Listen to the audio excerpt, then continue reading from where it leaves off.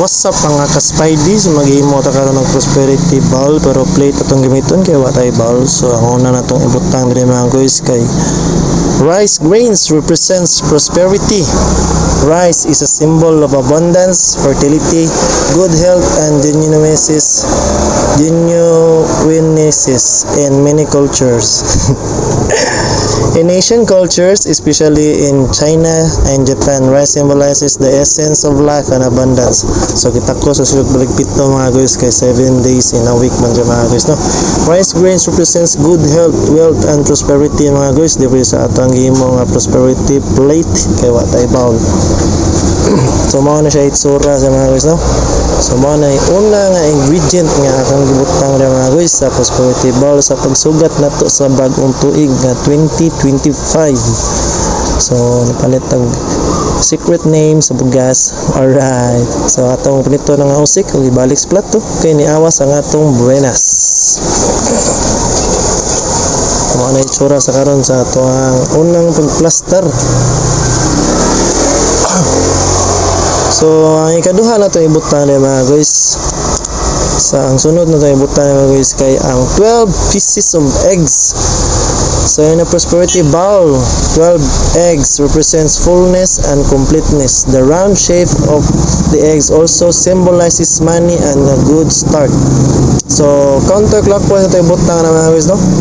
So ito na mga guys, 12 ni kabuk mga guys ha. So ang 12 pieces of eggs represents 12 months in a year, signifies rebirth, prosperity, and peace. So paano siya mga guys? 12 months in a year. Our princess. Mana atong itlong guys. Oops, niawa sa ito ang buenas. Ato sa dikit-dikit gamay pasaka ato para masuot ang ikadusi. Alright.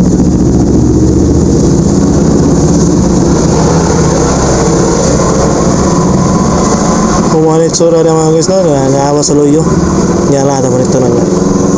So ang ikatulong ito ibutang na mga guys kay ang 12 gold coins. 12 gold coins in a prosperity bowl. 12 gold coins represents the 12 months of the year.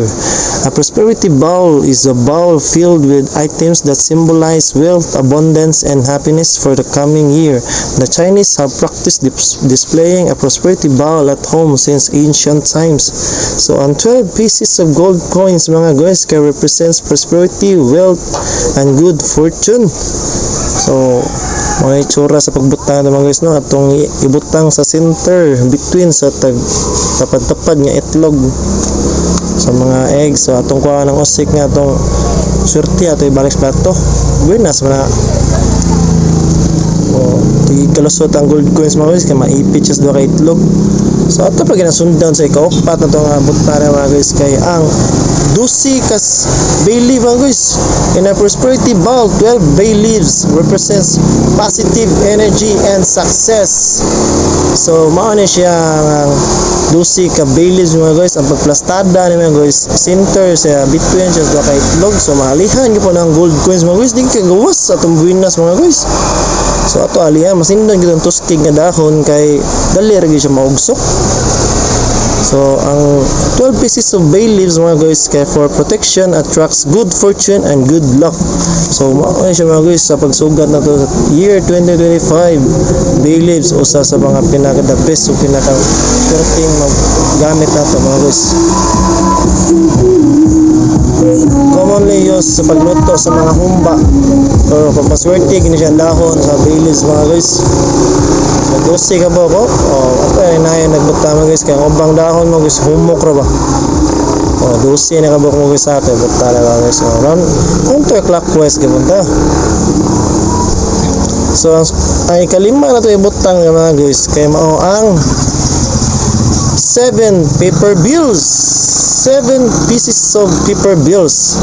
The number of rolled paper bills should be an odd number. So odd number siya mga guys. So pito rin siya kay odd number man.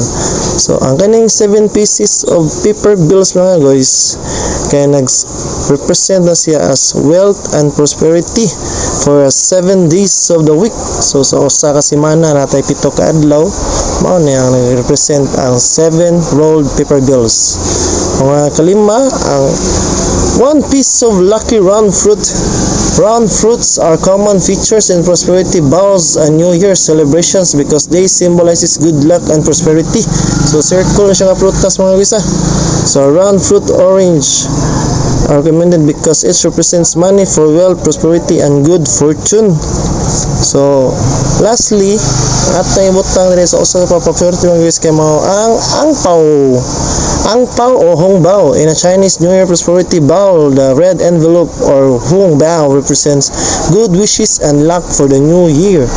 So kada usa ka hongbao mga guys, so usa ka angpao sudla tag pito ka paper bills mga guys. Una na ko ibutang ra mga guys, so pito ka 100.